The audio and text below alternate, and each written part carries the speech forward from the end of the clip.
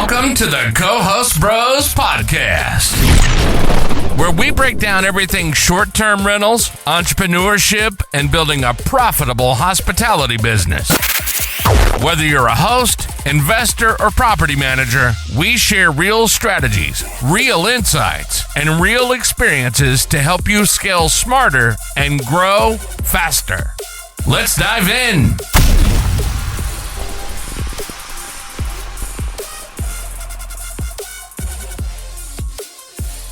Hey everybody, welcome to the Co-Host Bros Podcast. My name is Matt Codd and I'm close to the mic because Austin said I had a voice for radio. So I have my good buddy Austin Spitz with me. What's going on, Austin?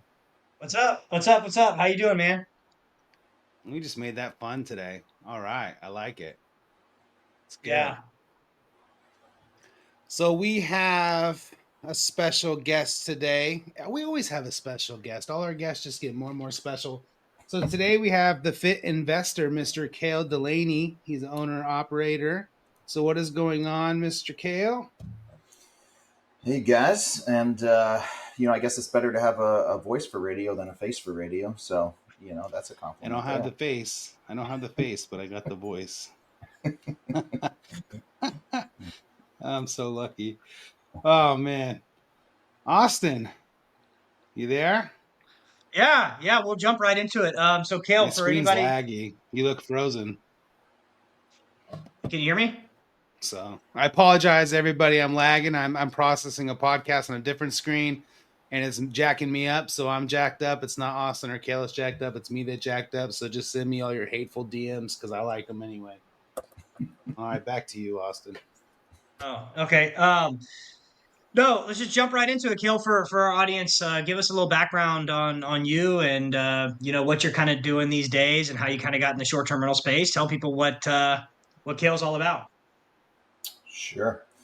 So I guess just in terms of the real estate background and everything, short-term rentals, kind of jumped into that space around 2020. I was looking for a way to get out of a job, like many of us, and dove into real estate, some stops and starts, and happened to come across short-term rentals through a podcast and the market that I invest primarily in, which is the Smokies in Tennessee. And listened to the podcast, had no idea where the Smokies were, so pulled out Google Maps and saw it was a nice, lengthy 17-hour drive away. So a couple days later, packed up the minivan with the family and drove that lovely 17 hours out there. Met some realtors, looked at some properties, came back and under contract on the first one within about 3 or 4 weeks after that. And it was kind of off to the races from there. Kind of scaled as quick as we could. And we're able to replace the income from the W-2 within less than a year, but ended up staying on with the job for about 2 years after that. And then left the W-2 world end of 2022 and have been doing the real estate full time since then. So, it started out with just building our own portfolio, really, again, with the goal of just getting that financial freedom, so to speak. And then over the years, just through, the network and being known in the industry, just had a lot of people start coming to me for help. And so we just organically started doing some different things, coaching and consulting in the space. Then we started a co-hosting or a management side of the business. And I think that was end of 23 roughly. And then this past year, we also started a revenue management side of the business as well. And so that's what we've been focusing on.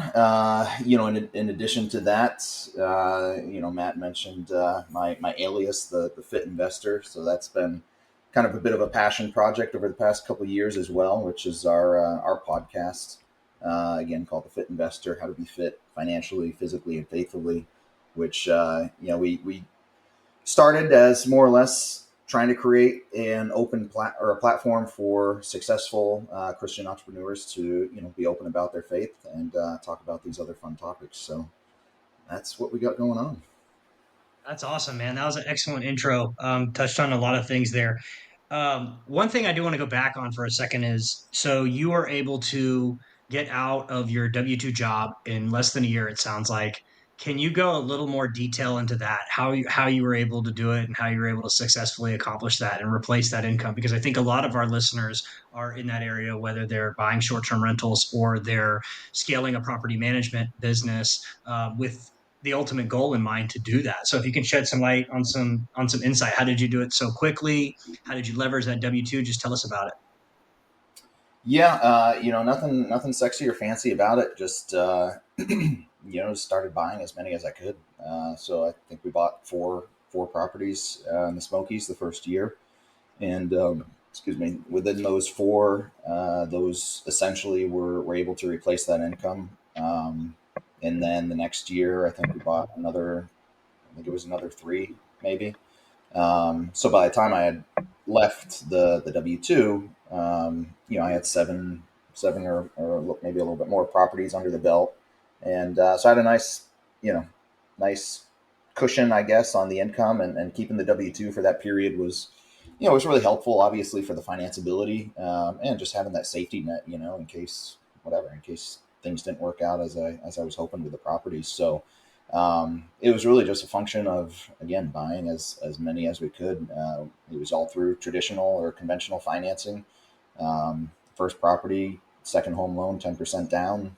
The next ones, conventional investment loans, 15% down.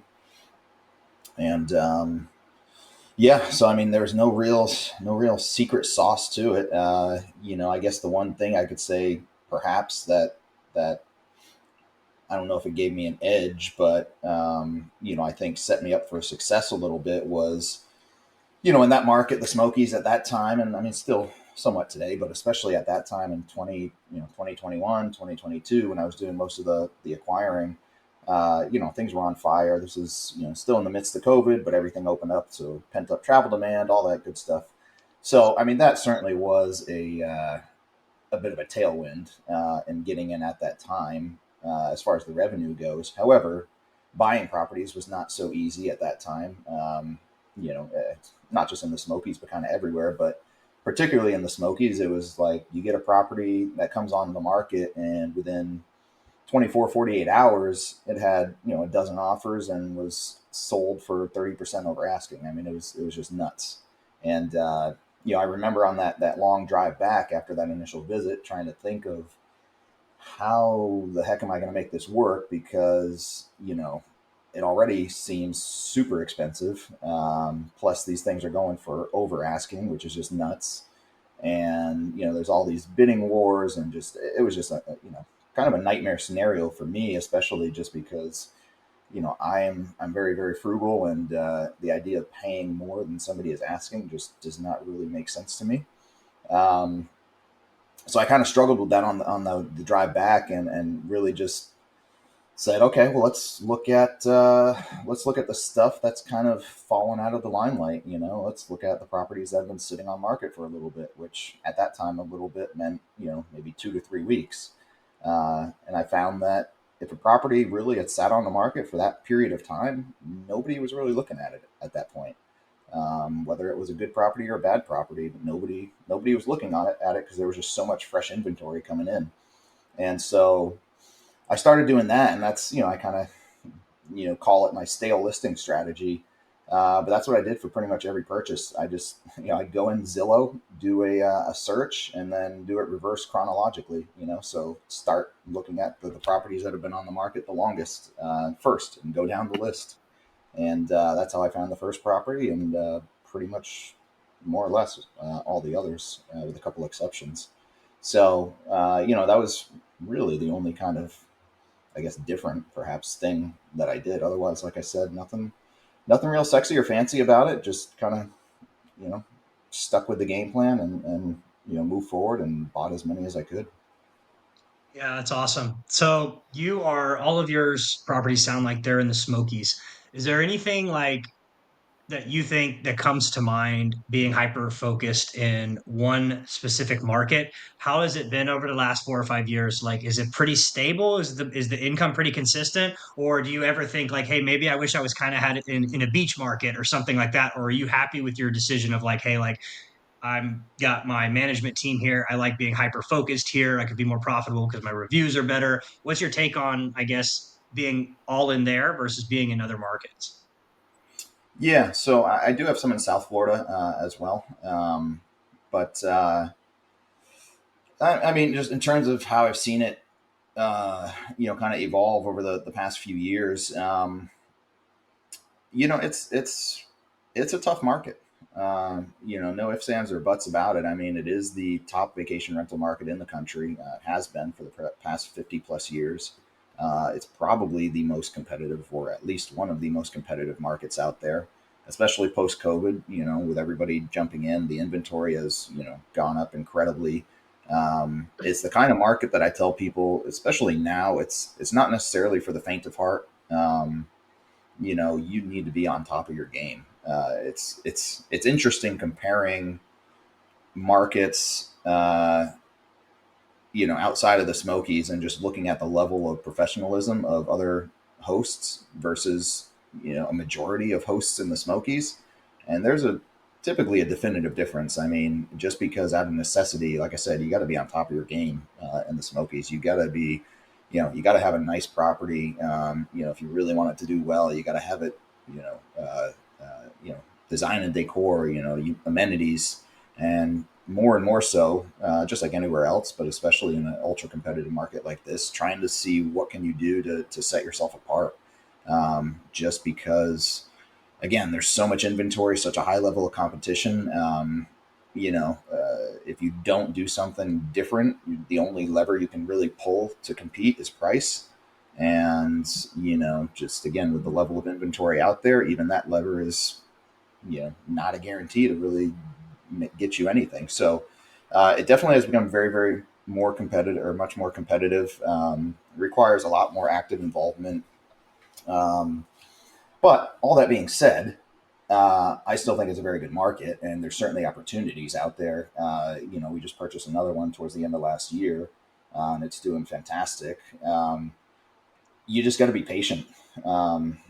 There's a lot of junk out there on the market, so if you want to find a deal, you're going to have to sift through a lot to find that diamond in the rough that's actually going to make sense. When you do, though, again, it can be a very good market. Now, one of the additional benefits of the Smokies, which is pretty fantastic, is it's a very high appreciation market, especially over these past few years. So, I mean, anybody who got in, anybody that got in 5+ years ago is sitting real pretty. But even within the last 5 years, there's been just a tremendous amount of appreciation in the value of the property. So, the equity increase is pretty significant, which is just a cherry on top. I mean, you're not going to find that in every market. So, again, I think it's still a very good market. There's certainly, I'm sure there are greener pastures out there. But at the end of the day, you got to pick, you got to pick a market, and you got to dive in. And if you want to do things well. So, I'm happy with where I picked that market. I am shifting my attention a little bit now. Just kind of as an example, I had initially started investing in South Florida. That's prior to getting into short-term rentals. I was thinking I was going to do small multifamily, just traditional long-term rentals.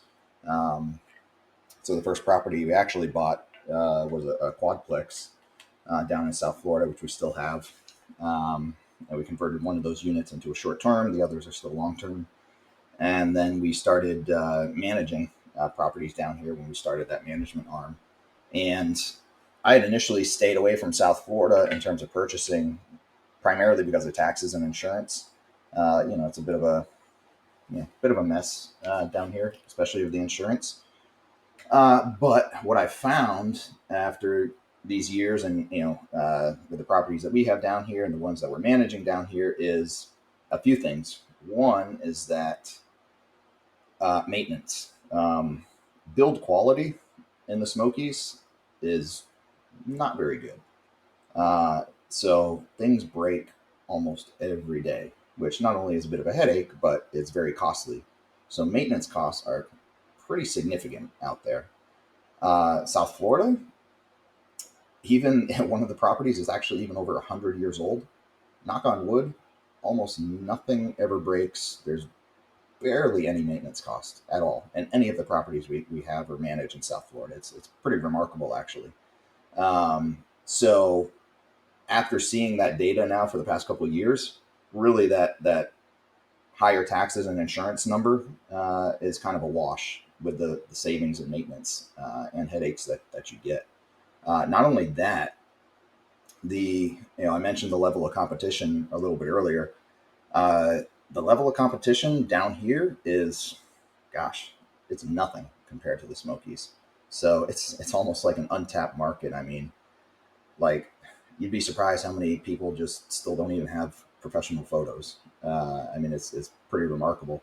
So, for me, coming from that ultra competitive market and that mindset and professional operation, to transfer that down to a market like this, I mean, you're immediately, top level now. And if you can do some things that, are a bit unique, and the thing that we've had tremendous success with is doing a like health and wellness model down here, where, we find properties that have decent sized backyards, and we, the home itself, I don't really care about, or the location even, which is actually wonderful. But we make that backyard the selling point, and that's where we put all the money into. And we do kind of biohacking amenities, saunas, cold plunges, hot tubs, outdoor kitchens, outdoor theaters. And man, those properties have just blown the expectations. I mean, by multiples. So, uh, that's where now, if I were to buy more, frankly, I would probably buy in South Florida. Yeah, I mean, I like the way that you purchased your house. Because it's kind of, a lot of people don't think about that. Like, so if there's a house in the market for a relatively long time, depending on, the state of the market, right? People aren't looking at them anymore. So Mm-hmm. it's like, and people don't realize that. And what you said is absolutely gold. And, I bought a new primary residence right in the middle of 2021. It was bid wars everywhere. And I bought my house for under asking on the Yeah. first day it listed, only because I noticed that every house that was listed by Zillow stayed on the market. So this house was listed by Zillow. The same day I put an offer for 100 over, I knocked it back down another $1,800 with their listing. So it's like, there's deals out there, and then people just don't understand how to look for them. So I think that's great that you're explaining that to people. And yeah, the Smokies is super competitive, and I'm sure there's probably a lot of, I mean, you probably had a pretty easy time getting, deals to be able to manage properties in the Smokies. And I would say that's probably more the fact that it's more of a legacy property manager area, and it's more, it's 90% is vacation rental, not, like in South Florida where, it's 50-50, and I think that also affects with the build quality, right? So you got to get someone to come out to there to build, or a contractor to come out there to fix something, or, whatever. And you'll get, a lot of people get screwed. Just to say, to be candid, but I think that's fantastic. So you listened to one podcast. You told your family we're gonna go in 3 days, and you got in a van. You guys drove to Tennessee to the Smoky Mountains, huh? Yeah. One podcast, one episode. One episode. Yeah, man. Does They your were wife talking think you're about, crazy? no, I mean, it just lined up perfectly. It was like a couple days before Thanksgiving week, and I had the week off from work and no plans. And so, hey, let's take a trip up to the mountains. So it was a pretty easy sell. That's crazy. What one episode was that? Inquiring minds want to know. It was the Bigger Pockets Real Estate Rookie, and I think it was the first episode that Tony Robinson did as the host. So he was talking about, that's where he was investing at the time, and he was just explaining that. Numbers sounded good, the idea sounded good, so yeah, it made sense. So at that time, you didn't know if you were gonna make it. You just said, "Okay, it sounds good. It sounds like good. I'm gonna try to get a deal, and I'm gonna make it happen." And you just made it happen. That's what you did. You just Pretty went in much. blind, Pretty much. like a lot of other people. You just happened to go in blind in the right market at the right time. Yeah. Well, yeah. Yeah, You yeah, know, there was, yeah. I mean, you can say there's luck to it, but I mean, frankly, a lot of people would have listened to that, or a lot of people did listen to that and did nothing, right? So, yeah. I mean, It's true. you It's a good take point. action, reap the reward. I mean, I think it's killer. I mean, the fact that you just took action like that in 3 days, I think it's pretty amazing. A lot of people don't take action in 3 days, let alone 30. Yeah. So that's great. And hey, if it was me trying to convince my wife within 3 days, let's go drive over here and look at a house. Well, now it would work, but at that time, probably not. But I think that's cool. So what got you to gear toward revenue management? Like, what made you think that, you know what, this is the new business I'm going to start. This is what I'm going to do. Um, is something came to you to where you thought that, or yeah, like an Uh, epiphany?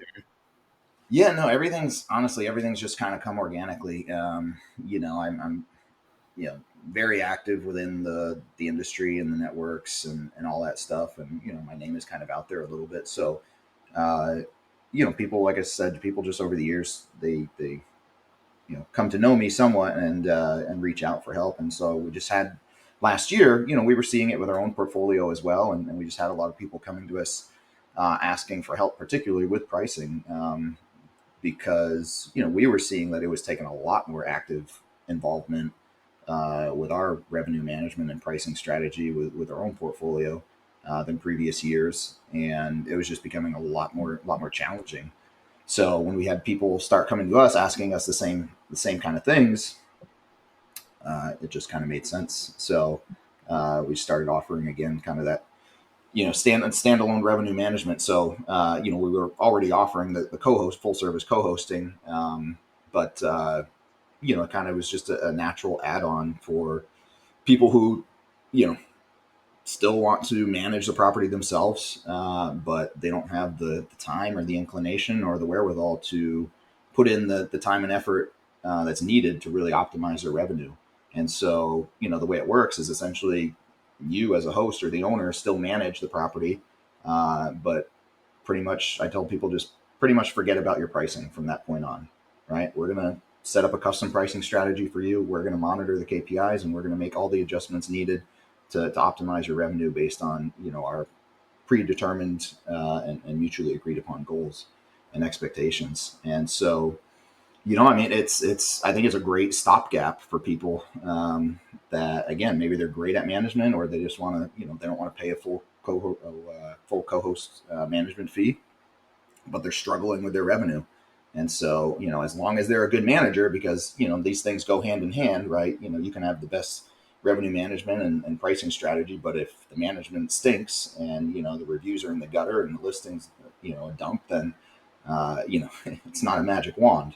So we only work with people that are, doing well in the management side of things.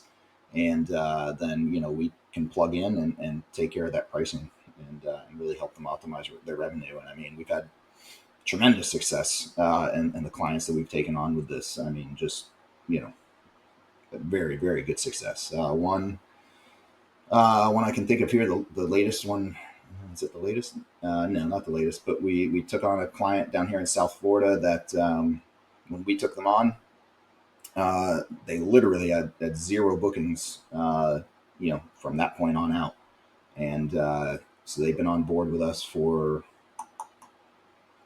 I think 3 or 4 months now.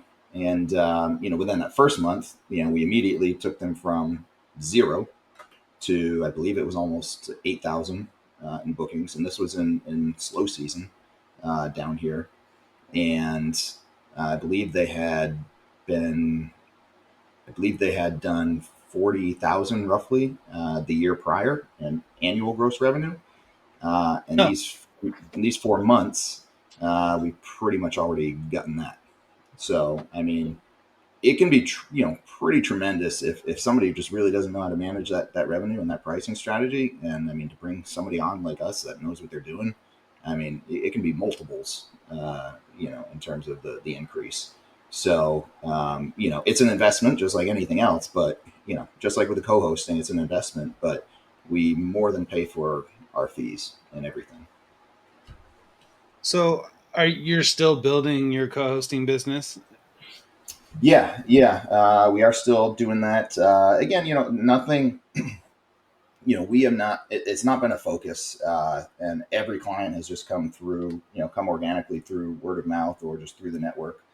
And we're probably, this year, one of the goals is to probably be a little bit more intentional about marketing and bringing on some more clients. I don't have any, at least at this point, I don't have any grand ambitions of making this some, monstrous company. I think I'd like to probably keep it more in the boutique style and not get too big. But you never know. So at this point, everything's been just organic. We'll probably be putting some more intentionality into it throughout this year, both the co-hosting and the revenue management, just because I think there's going to be a continuing increase in demand for both of those services. There's just, as the markets get harder, more and more people are going to be looking for somebody who has the professional wherewithal to be able to manage things. You can't really run this business as a hobby anymore. It just doesn't really work that way unless you're in a really underdeveloped market. But if you want to do well, you got to do it professionally, or you got to have somebody that's a professional do it. And there's a lot of people that, again, just don't have the time, inclination, or the wherewithal to do that. And so when that's the case, then man, that's where we come in, and we can make it happen. So are you oh, go ahead, Austin. No, man, you're on a roll. You go for it. You didn't text me, so I didn't know. So are you doing the traditional co-hosting model, or are you doing like manager model? So are you That was collecting my funds, or are question. you invoicing? Oh, okay. Yeah, no, we like to keep it simple. So co-hosting, we don't touch the money. We just do a monthly invoice. Makes it very simple for everybody, nice and clean. And yeah, one of the other things that we do as well is, it's kind of atypical, is we let our clients own the listing. A lot of even co-hosts require that the listing be under their account, which, I get it in one sense. It's a bit of a clause in it, so to speak, so that it makes it more difficult for a client to leave, right? If they do leave, they start from scratch. Um, I don't feel the need to do that. If the client's happy, they'll stay. So, I don't feel the need to put any barriers on someone leaving if things aren't working out. I mean, again, so far, everybody's been very happy. So that's just one thing that we do a little bit differently. So if a client did ever decide to leave, they've got an established listing with all their reviews, and they can take it and go with it. Sure. So, Awesome. in regards to like the management thing, what is your? I know it says a lot of it's word of mouth, and it's kind of becoming organic, and that's an awesome way to grow your business, because not much, I guess, effort is required. You just do good work, and they come to you. So what does your management client look like? So if somebody's listening to this podcast, and let's say they're in some of the markets that you're in, or they're in the Smokies, and they're like, hey, I don't want to go with a big property manager. I heard, Cale on the Co-Host Bros podcast. Maybe I want to reach out and see if he's interested in co-hosting my property. So what for that, like what is your ideal, I guess, not necessarily client, but client and property combo look like? What are you looking for? Obviously, you don't maybe want a one bed, one bath studio because it doesn't make financial sense. What's your Mhm. uh what's your ideal property and client kind of look like, where you're like, hey, I'd like to manage this property if it's a fit? Yeah, so the markets we're in right now are the Smokies in Tennessee, South Florida, particularly Palm Beach County, Blue Ridge in Georgia, and then the Sunday River area in Maine. Um, so, you know, ideally, we like to, of course, stick within the markets that we're in, just for simplicity's sake and having the infrastructure in place. But if it makes sense, we will go into new markets, right? That's how Blue Ridge and Maine came about. We don't have properties there personally, but the clients came to us. It made sense, and so we're able to make it happen. Um, Smokies in South Florida are the most easily plug and play. But again, if it makes sense, we're willing to explore it. We like to see properties that are expected to have a minimum gross revenue of 80,000 plus. Not to say that we won't consider something less, again, if it makes sense, but 80,000 plus, ideally even 100,000 plus, that's even better. Um, Clients who are willing to take our advice, because like we had touched on earlier, especially in the Smokies, but I mean, pretty much in any market these days is, again,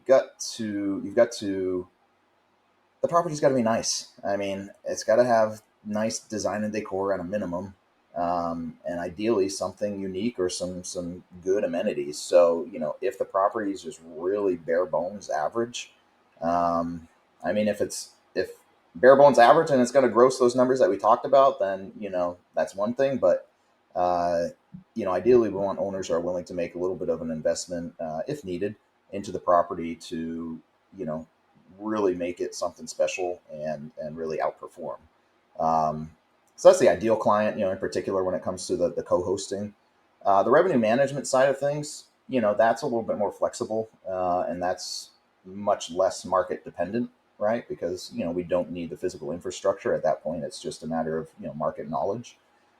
So we're more willing to explore other areas outside of where we currently manage or have properties with the revenue management. And again, we ideally like kind of those same parameters in terms of revenue at projections and clients that will take advice and suggestions. But again, it's a bit more flexible with the revenue management just because there's less involved, really. Yeah, I was thinking like it seems like a lot of your own properties are like these biohacking deals, and I've seen your stuff on social media. So it's like my wheels are spinning. It's like, man, like some of these properties have it, every now and then you come across it, but you could build out a brand and just be like the biohacking guy. And like all your properties are like, no, they got saunas, they all come with cold plunges, like, and then that's kind of what I wanted to pivot into, honestly, is like, um, for you guys that can't see the screen, Cale's I've met him in person too. He's a pretty buff guy. He takes his fitness seriously. He's got this Facebook page, the Fit Investor. I want you to kind of talk about that because to me, honestly, this short term rental stuff, it's cool and all, but essentially it's secondary to things like your health and wellness. So my question is, how does fitness and wellness play a role in your life, and what does that look like? Yeah, I mean, fitness, in particular, weightlifting has been part of my life for many, many years. I mean, almost 30 years at this point. And so, I mean, it's a lifestyle, at this point for me. And, I started when I was in my early teens. I think I was 14 when I started weightlifting, and just really kind of fell in love with it from the beginning. And again, over these past almost 3 decades, I've really continued on with that more or less without any gaps. There's been different seasons of intensity and things of that nature. For many years, I was in what I kind of called just a maintenance mode. Still going to the gym, 5-6 days a week, but you know, not really having many goals. Just kind of going through the motions with it, just to again maintain where I was at, and that was a product of the just time and bandwidth that I had. I mean, this was particularly during the years of working in the W-2 world. So, not having quite as much time and just mental bandwidth and inclination to really push myself a whole lot. But, I stuck with it. And really over this past year and a half or so, honestly, more so past year, I don't know. I kind of decided to kick it into gear a bit more. And, the goal, I guess, kind of came about more so to for the first time, just really try it with intention, really. And so I, came up with a goal of a particular, body weight I wanted to get to, and started pushing towards that. So increasing the intensity of the exercises and switching things up a bit. And it was just really refreshing to, start seeing gains and results again, because again, after so many years in kind of that maintenance mode, I mean, it's good to maintain that fitness level, but when you start actually seeing gains and changes again in your body, it kind of excites you again. And so really over this past year, it's kind of reignited a bit of that love of the weightlifting sport again. And, which is great. I mean, it's I really enjoy going to the gym each day now, more so than looking at it as a chore sometimes as I used to. But so it's been good. I mean, I've been, making a lot of progress over this past year. I mean, my initial goal was to get to, 200 pounds, which, my average weight for decades was around 165 to 170. So over the past year, I put on, almost 30 pounds, which is pretty tremendous growth for me. I always found it hard to gain weight. So it's been, kind of putting an intentional focus on it. That's been, a bit exciting for me. I've been enjoying that a lot. But, in general, why I love it, not only because of the physical, the way it makes you look and feel, but, it's a mental thing as well. It's a big mental thing. And, prior to getting into the real estate, I was working in construction management for almost 16 years, which is a very, very demanding, very stressful, mentally stressful job. And, being married with multiple kids, that's a very stressful thing. So having an outlet, which frankly, that's one of the biggest things that weightlifting or the gym is for me, is a mental stress outlet. And having that, I mean, is probably the biggest benefit, and what's probably more so than anything, kept me going through all these years and all these things.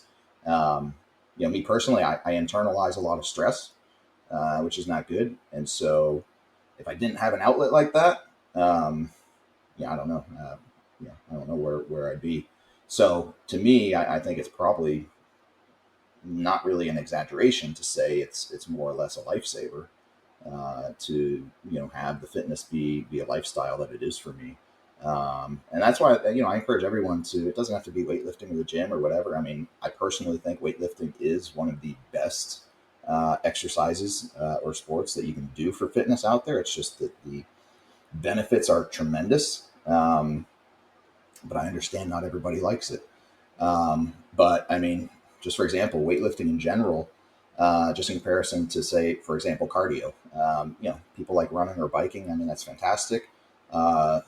But some of the benefits that weightlifting has above and beyond that is, when you build lean muscle mass, that actually increases your resting metabolic rate, right? So you, by nature, are, even if you didn't do anything else, you're going to be burning more calories than you would if you are, just a cardio person, right? Because you don't have that muscle mass.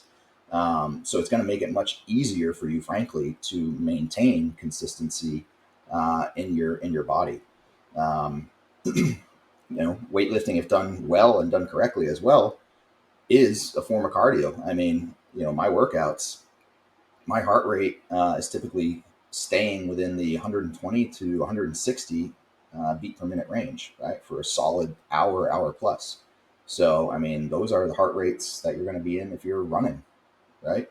So, I mean, there's just so many tremendous benefits to it. I mean, it increases bone density, right? I mean, which is tremendously important as you get older. It maintains joint mobility, right? If you do things correctly. So again, as you get older and older, just the benefits of weightlifting in particular over other types of exercise are just tremendous. And that's why you can see a lot of bodybuilders, professional bodybuilders that are able to maintain fitness well into their 60s, 70s, and beyond. If they didn't crush themselves during their heyday. And that's why you see also, like, you probably see it on social media, people in their 70s or 80s that, you know, they get started weightlifting for the first time in that age range, and they go from, being able to barely move to, I mean, doing deadlifts and squats, right? So it's just, it's really incredible what you can do if you just do it. And so again, whatever type of fitness, I mean, especially as you get older, man, gosh, it's just so important. The deterioration of the body due to age does not need to happen as significantly as it does. It takes the work, right? It takes a lot of hard work. But one of the other things, I know I'm kind of dragging on with this, but I really love talking about it. Just one of the other things too is weightlifting, again, in particular, or exercise in general, because it all kind of has the same kind of concept. But you're forcing yourself to do things that are uncomfortable and that are painful, right? And stress. Again, I talked about stress before, more so mental stress. So you are putting yourself through a bit of mental stress, but you're putting yourself through a lot of physical stress too, right? So you're training your body and your mind to be able to develop and grow and use stress in a positive way instead of in a negative way, right? And in any, in the business world in general, but especially in any entrepreneurial endeavor, I mean, man, oh man, stress is real. And so, if you can work your mindset to being able to manage that stress better, then that's only going to be a huge benefit to you too. And I think, again, weightlifting or exercise in general has a tremendous benefit in developing that skill set as well. So yeah, there's lots and lots of stuff to it, but needless to say, that's kind of where it's at for me.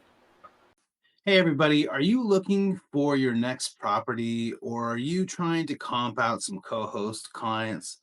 I got you a discount for STRIQ. It's the perfect software to check that out. It's like the Zillow of property finding. I got you 10% off a monthly membership if you use Co-host Bros 10. I got you 15% off a quarterly membership if you use Co-host Bros 15. And I got you 20% off an annual membership with Co-host Bros 20. Don't forget, there's a 7-day free trial before you're even charged, so you can check it out for free. You can check it out and sign up in the show notes. There's a link in the show notes. And make sure you use one of those codes, and that way you can save some money and check it out for free. Thank you, everybody, and back to the show. Yeah, I think you mentioned, you were said you could go on and on about this, and I like to find out for guests what it is that lights them up. And I feel like that's definitely one of the buckets for you. And it also translates into your business because you've got these biohacking, properties. So it's all kind of centralized around fitness and being the best version of yourself. And I think I can attest to that too, over the last, maybe 3-ish years when I started taking this stuff very seriously and prioritizing my health and fitness and not prioritizing money and these other things. Those are important things as well, but they're secondary. And I think my main point is the money and success and whatever is kind of almost a byproduct of the fitness stuff. So when you do that first, to your example, you come home and you're able to be a better dad because you've released that stress at the gym, or you can operate better in your business because you got that workout in the day, you feel better, your confidence is higher. So I always lean into like, hey, workout comes first, family comes first, everything else is essentially a percentage of who I am, but it's just secondary. So I love that you say that, and I never thought about it that way, but it's like it really is almost like lifting weights and exercising is essentially also preventative maintenance, right? Like you're not, your body is not deteriorating at a rate because of all of the exercise science terms and stuff that you just kind of explained. But I get it, but I don't get it. So anyways, I love how you pointed that out. Would you say that you could attest to that taking your physical fitness seriously also translates, and prioritizing that translates you into being a better dad and being a better in your business, and allows you to be the operator that you're capable of being? Yeah, 100%. I mean, again, one of the big things that it distills in you is discipline. Which, I mean, again, in any business or entrepreneurial thing, discipline is going to be huge. And so, uh, I mean, that right there is just a direct translation to business life in general. You know, being a dad, I mean, I've got a long ways to go in that arena still, but I mean, it gives your kids something to look up to and aspire to as well, right? I mean, again, just showing them those qualities of discipline and hard work, and being able to be physically active, with your children, especially as you get older in your age. That's critically important. I mean, man, they wear you out, especially when they're young. So, I mean, being able to have the energy and being able to pick them up and carry them, and all that stuff is super important. And it's just, it reminded me of something which was really, really pretty precious. And that my youngest, he's 5 years old, and he's in preschool. This is his first year in preschool, and I think this was sometime last year, but so I guess I don't really talk a whole lot at home necessarily about what I do. So my 5-year-old especially, like, he has no clue what I do, right? But they were talking in their class as to like, what does your dad do? And so their kids were answering whatever the job was, whatever's I don't know, engineer, doctor, whatever. And so they got to my son, and they're like, so what does your dad do? And he flexed and he said, my dad's Superman. Mm-hmm. So to me, that's a success right there. Yeah, that says so much, man. That says so much. Like if your kids want to look up to you, man, they want to think that you're Superman, not somebody else's dad that picks them up from daycare is Superman, right? So that's a win for me. That's a win in my book, man. Yeah. That's gonna be you in 5 years, Austin. I There you hope go. so, man. If I can check that box, I'll consider it a win. So I love that Absolutely. we're all talking about fitness. These guys are ripped, and I'm the fat ass. But I do say I've been working on losing weight for like the last year or so. So lost probably about 70 pounds in a year. Oh wow. But Yeah, dude, I don't give do fall yourself. off and on the wagon, because there is times where I'm like, fuck, let's get drunk today. Oh, let's get drunk tomorrow. Sounds good too. So there's a lot of things that is, luckily, I feel like it is, you said that you had a hard time gaining weight. That is one issue I do not have. But then again, I guess if I was probably in the gym since I was 14, I probably wouldn't be in the predicament I'm in now. But I appreciate it, and that's the reason why I hang out with Austin too, is because like Austin's very motivational to me. I'm not just a mean guy all the time making fun of Austin. Austin is inspiration to me. And yeah, so there's that. Don't sell yourself short on that too. I mean, shoot, losing 70 pounds in a year, I mean, that's pretty tremendous. Well, So, my wife still thinks it's short. But anyway, so now that we got all your attention, I did write down some questions for once in my life. So I still want to talk about the biohack thing. So like, and I get the sauna, everybody's doing sauna. I want to talk about the cold plunges in particular. So do you think that cold plunges are increasing your wet revenue? And if it is, what markets is it? Because I would think that, like, to me, it's like, okay, South Florida probably, because when it's so hot and so humid, somebody might be like, I'm going to go for a cold plunge, right? But Pigeon Forge in the middle of winter, probably not. I don't know. So let us know. Give me a whirl. yeah. Does it increase revenue? 100%. Frankly, I doubt a majority of the guests actually use the cold plunge. Probably not. Yeah. Most people want to have it for Instagram, which that's a good point. Totally okay with that, or whatever. So I think it's probably more so than actually in usefulness. It's probably more so a just a sales thing for just people. It's kind of all the buzz, right? Everyone's talking about cold plunging on social media, so people think it's cool, and maybe they do want to try it, and they try it once and they're like, oh heck no, I'm not doing that again, but I got a good picture, right? So it's like a flex. So are you putting those like those $5,000 units in there, those big units that are actually tubs, or are you just putting in like ones where they have that ice, or like just with a chiller or something, a couple $100 or? Yeah, we keep it simple. Again, the name of the game when it comes to me is keep it simple. So we used 2 foot by 4 foot galvanized stock tanks.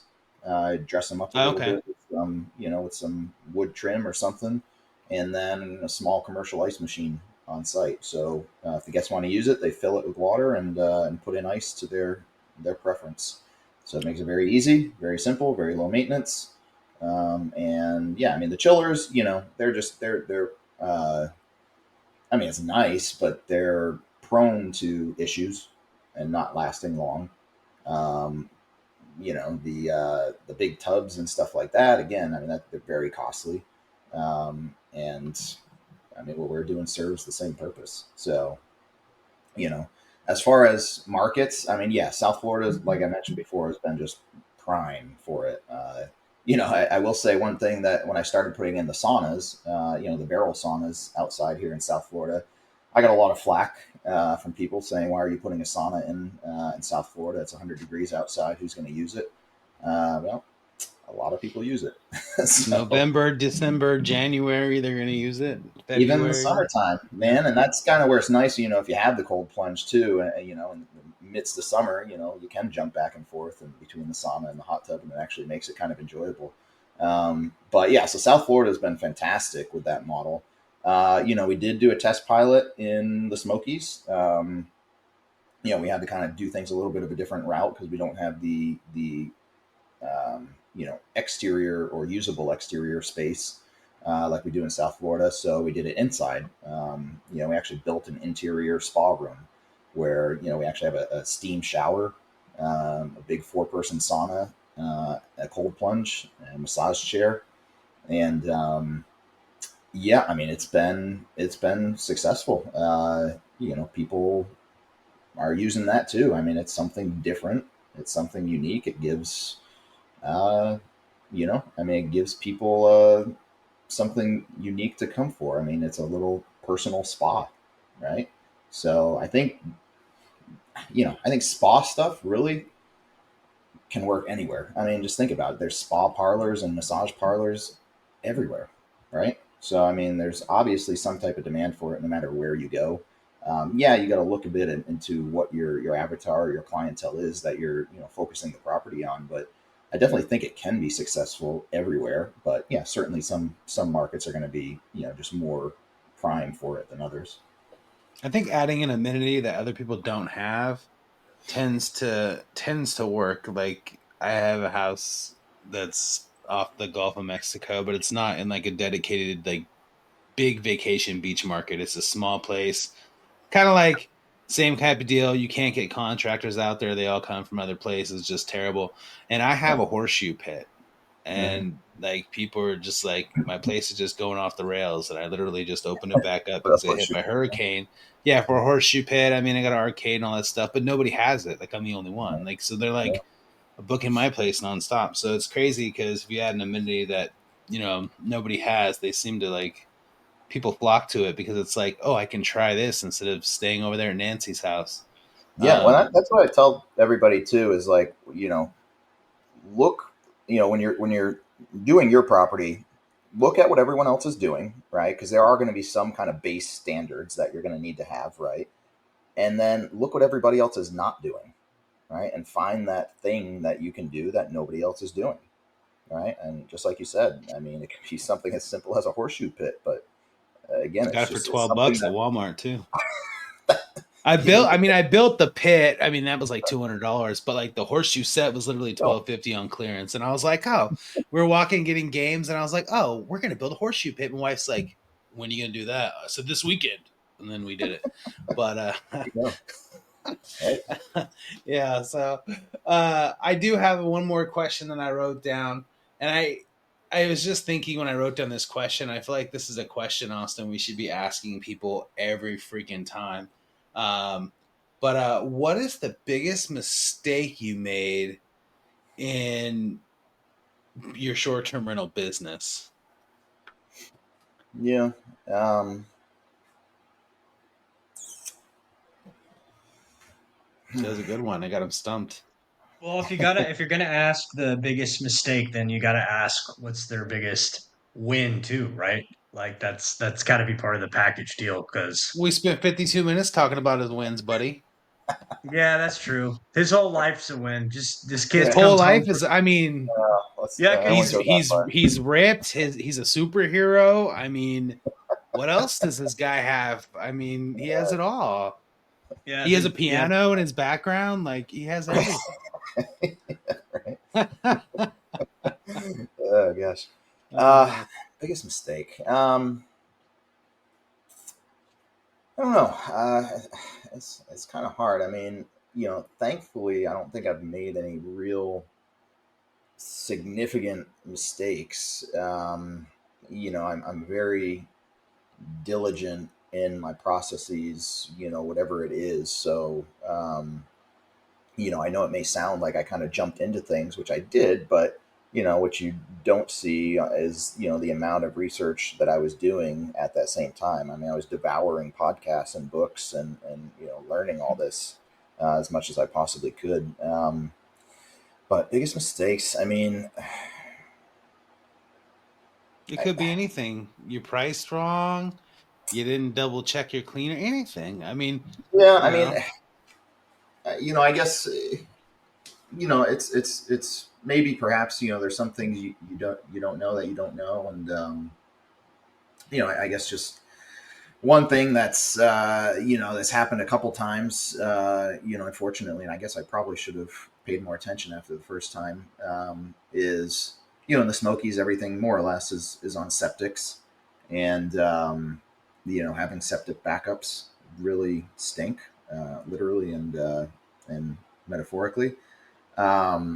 So I had that happen very early on, in the career there. And of course, it happened to be in the biggest cabin that had 16 people in it. Oh. So it's a bit of a hard conversation to tell them, don't use the bathroom or shower or anything with water. Can you hold it? And let us try to figure this out. So and then of course, typically, you're going to have to move them somewhere else because it's very hard to get a septic company out there on short notice. Plus, it's a bit of a can be a bit of a messy process with cleanup. So I mean, I had that happen in the beginning, and like I said, probably should have learned better from that in terms of putting all the properties on a regular septic pumping schedule, because it did happen again, a few years later at a different property. And so after that, I did learn the lesson. So now I do have everything on an annual pumping schedule. So that's one thing there. I don't know. I think another thing maybe is just, especially in these smaller towns, so to speak, like the Smokies, the the importance of relationships, with vendors and contractors. It was a bit difficult for me to adjust. I mean, I mentioned prior, I came from, 16-year career in construction management doing, large construction projects. So, relatively, you know, working with relatively professional individuals, and then coming to working with contractors in a small town that, you're lucky if there is a contract, and if it is, it's certainly going to be a very simple one, right? And so it took me a bit of adjusting to be okay with that and get used to that. And it probably did ruffle some feathers in the beginning with some contractors because hey, there should be a contract, like everything should be itemized, like like they should be payment details, payment schedule, all this stuff. I want progress updates, which it just doesn't work that way in that type of market. So yeah, I mean, getting adjusted and to the local way of business, perhaps. That's awesome. I have one more quick question. I'm sorry. I've never had a septic tank before. Do they not have alarms for those things to tell you that, like, hey, we're going to overflow soon or you're at 70% capacity? I don't know. I'm just curious. So they do. I've recently found out that they actually do, which I may be starting to put some of those on. It's the kind of thing where, I mean, if you have them on a regular pumping schedule, like typically annually, you could probably get by even with biannually. But if you have it done annually, you're pretty well set to not have to worry about it. But yes, they do actually have some types of alarms that can give you a heads up on things. All right. Tip of the week: if you're buying a house, the septic tank, empty it when Get you it first pumped. buy the house. Get it pumped. Yes. So I know we're short on time, so thank you, Cale. I'm sure we could talk for a long period of time. You're a very unique guest because we got into like your hobbies and fitness and things like that, which I thought was pretty cool. We didn't just only talk about short-term rentals, but yeah, I just want to say thank you. I appreciate your time. Thank you for coming on, and then I'll let Austin just rip us out of here. All right. Peace.